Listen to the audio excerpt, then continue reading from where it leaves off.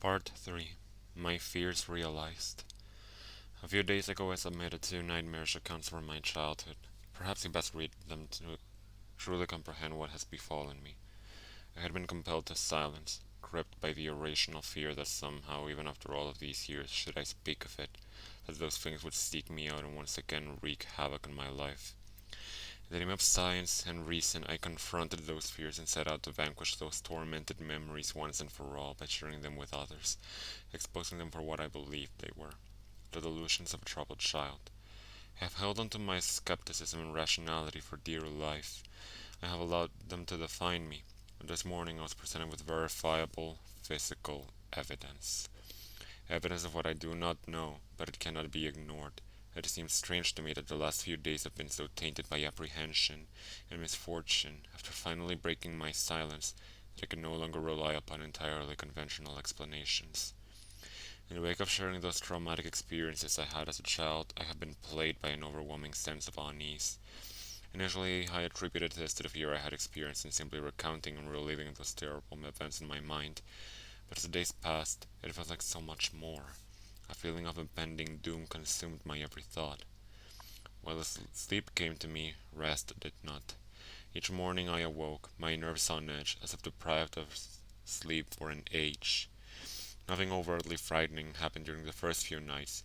No visitation, no unwelcome bedfellows, no wheezing breaths reaching out from deep within my bedroom walls. But I had that distantly familiar feeling of not being alone. Do not misunderstand. I did not sense someone in the room with me. I did not hear, smell, or feel anything remotely supernatural. Throughout my days and nights I have sensed something subtle, almost on the periphery of my awareness. Feeling that something is on its way, something is coming, like the first few stagnant blasts of air from a subway tunnel, heralding the arrival of a lurching, unstoppable monstrosity. Surprising, yet expected. My sense of unease grew with each passing day, pushing its way under my skin, deep into my mind like some form of cancerous infection. I tried to focus my attention on various writing projects in a vain attempt to fill my mind up to the brim with other thoughts, hopefully leaving no room for those contaminated memories, but those thoughts came to me nonetheless. My anxiety gained momentum until I could think of nothing else. I had to do something. I studied psychology for years at university. With this, I knew that anxiety is often the result of a loss of control, and one of the most effective ways to combat it is to empower oneself. This is what I intended to do. Call it foolhardy, but I was going to go back to that place, that house where those terrible events took place. I was going to confront those memories and expose them for what they were. Nonsense. It was an hour's drive to my old home, but it was one filled with elation. I was confident, at ease, happy. I was in control now, and nothing was going to get in my way from showing that the place I had feared my entire life was nothing but an average, humdrum, harmless little suburban home. Gleefully negotiating the country roads and then motorway, finally I made it to the city. Gradually, the streets began to take on a familiar appearance. Memories of playing in that neighborhood came flooding back to me. A play park with my favorite slide, an ash pitch where we used to play football, my schoolyard filled with hide and seek and friendships long since abandoned but never forgotten. My mind wandered through those memories like a prodigal son walking home. Wandered so much so that before I realized it, I was pulling into the street where I had once lived. The road was long and disappeared far into the distance, finally entering into a sharp, blind turn. It was an old neighborhood, and had been planned and built long before the advent of the car. This was evident by the narrowness of its roads, creating a strangely claustrophobic feeling, as if the houses on each side rose up, leering at passers-by. I slowed my speed and cast my eye over each house that I passed. It was a uniform place, with every house looking not dissimilar. My heart suddenly began to beat faster as a cold chill crawled up my spine. There it was. There was the house.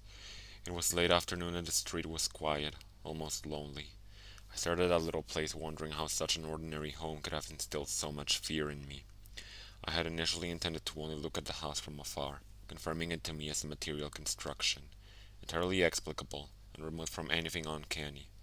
But as I parked, I took a deep breath, and before I knew it, I was out of my car, walking towards that old metallic gate, its once bright floral shapes now darkened by aged, flaking deep green paint, revealing nothing but rust beneath.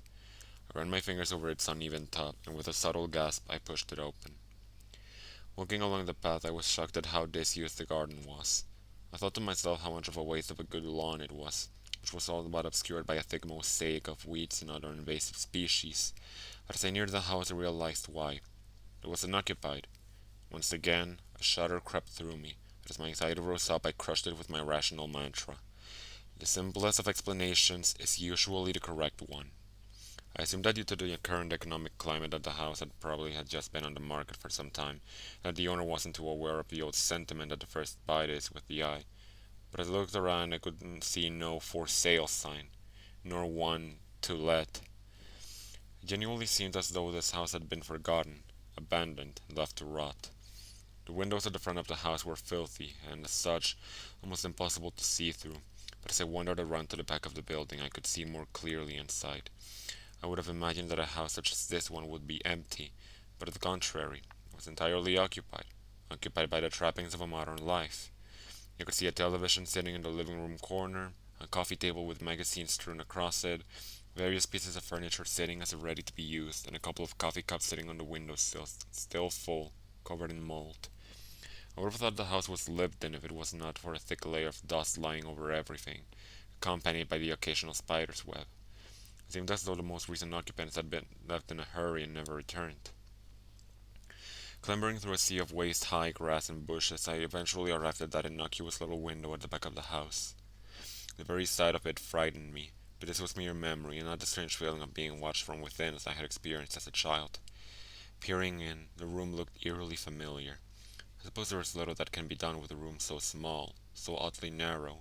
Through the dirt-covered glass, the room looked almost unchanged from when I had slept in it. A bed, a set of drawers, and what looked like an assortment of toys on the floor. A profound sense of anger washed over me momentarily, but I shook it quickly from my mind. It was clearly thought of a child, and the thought of that thing harming another innocent filled me with contempt for such a thought, and within me swelled the desire to protect any child from such an abomination. As I gazed at that wall, of which a bed lay alongside it, the hairs on the back of my neck stood up. For a moment, and it was only for the slightest, I thought I saw the blanket on top of the bed move. More than that, through that window pane, I could have sworn I heard a wheezing gasp. Closing my eyes tightly, I repeated another scientific mantra. Science does not owe its depths to imagination. Opening my eyes, I saw nothing but an empty bedroom.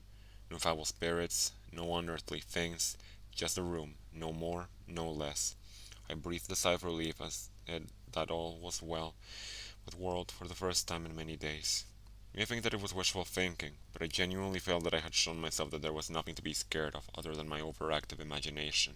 It was starting to get dark and I wanted to be home before the night.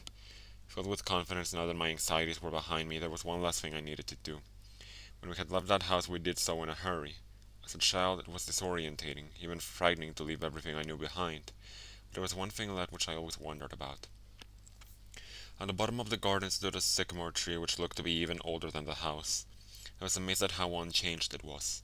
I had grown up, gone on to pastures new, but the old sycamore still stood, wise, warm, almost friendly in its appearance. I think it's a rite of passage for any child to have a place to hide things. It's often their first experience with independence, something removed from any authority figure.